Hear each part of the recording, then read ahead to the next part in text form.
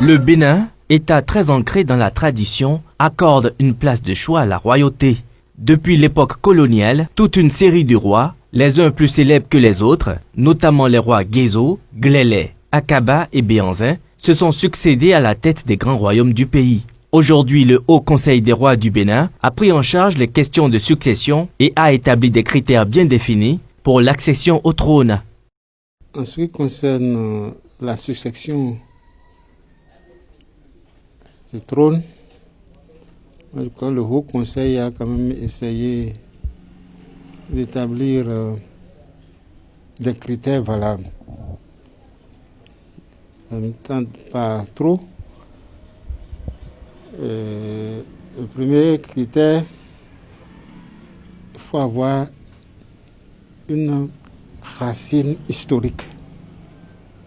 Une racine historique, cela signifie que la famille royale appartient à une ou plusieurs dynasties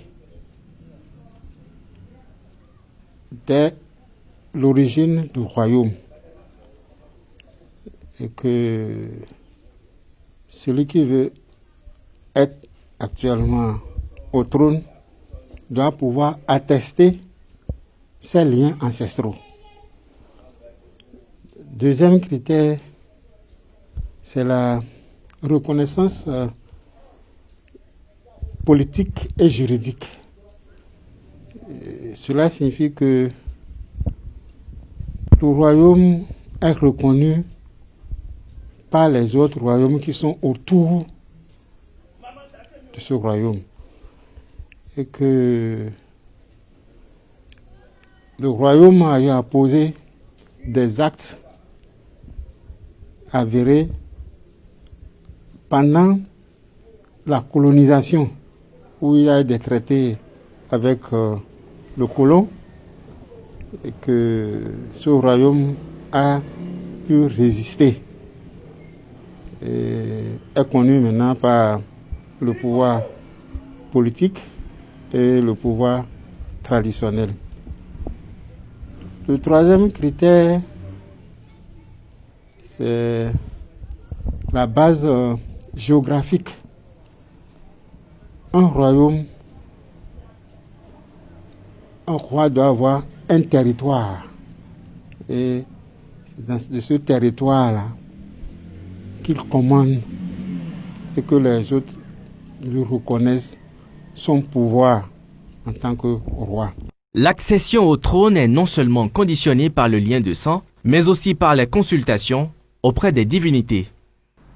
Lorsque votre parent a été roi une fois, ou votre aïeul, ou si vous êtes d'une famille royale, dans tous les cas, ce trône peut être entre-temps usurpé, mais votre aïeul qui a été roi, il finira toujours par remettre de l'ordre, tout en rétrocédant le trône à qui il veut à partir de l'au-delà où il est, où il se trouve.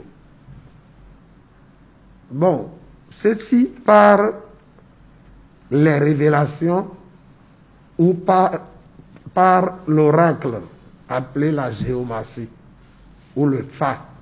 Et une fois que le Fa donne le nom ou essaie de désigner, non, ou d'indiquer la personne concernée, si la famille doute ou la collectivité doute de cette personne, on reconsulte ailleurs plusieurs fois.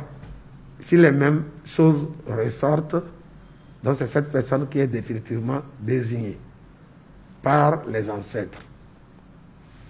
Il n'y a pas une autre procédure, et c'est ainsi que vous rentrez au couvent pour les rituels d'abord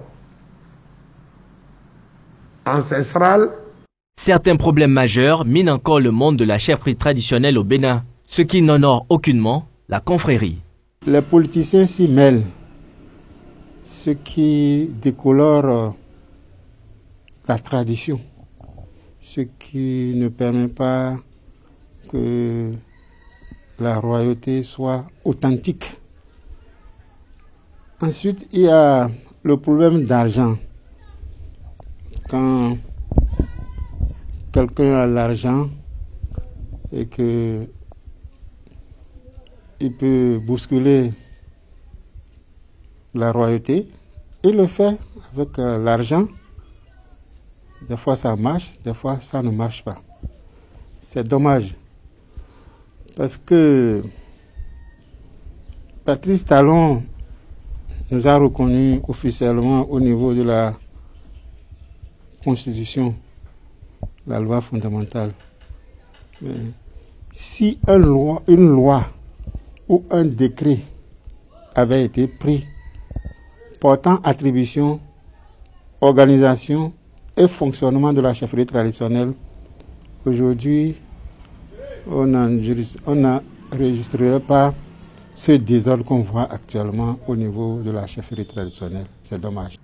Vous n'ignorez pas que ce sont les colons qui sont venus affaiblir les rois pour nous imposer une administration moderne qui est aujourd'hui chapeautée par un chef d'État, les ministres, les préfets, et les maires et les CA.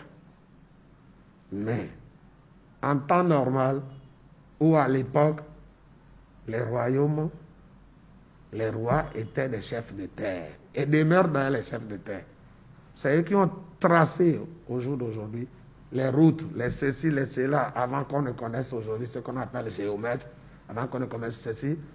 En fait, le roi régnait en maître suprême. Aujourd'hui, il faut reconnaître que la politique aussi s'est mêlée sérieusement et on fabrique les rois partout. Chaque quartier a un roi. Et ça, c'est très dangereux si nous voulons vraiment revenir à nos traditions. C'est vraiment dangereux. Il va falloir qu'on décoiffe celui qui n'est pas roi. Concernant le bazar et la mauvaise organisation qui s'observe au sud du pays, le non-respect de la hiérarchie en serait la cause principale. Au nord, il y a une hiérarchie. Il y a une hiérarchie. Et cette hiérarchie est respectée. Quand vous ne respectez pas cette hiérarchie, vous avez tous les rois et les chefs du nord sur vous. Donc cela évite le désordre. Parce que quand un père parle à ses enfants, il faut écouter. Donc il y a quelqu'un, quand il parle, tout le monde se tait. Je vous donne, c'est l'exemple du roi de Niki, le chef. Ici, nous constatons que même le roi, un roi peut introniser un autre chef traditionnel roi, mais par la suite, il ne le respecte pas.